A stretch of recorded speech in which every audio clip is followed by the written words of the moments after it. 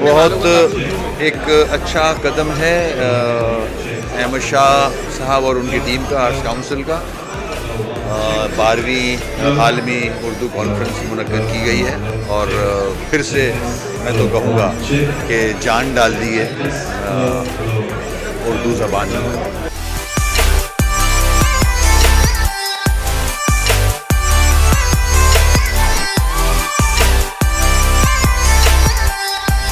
कराची वालों को फिर से उर्दू का तोहफ़ा दिया है और जिस तरह से मैंने देखा यहाँ लोगों को कनेक्ट किया गया है।